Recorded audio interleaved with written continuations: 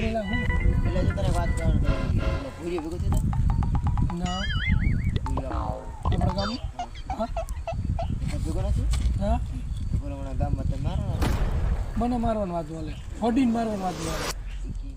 કઈ ફોન લે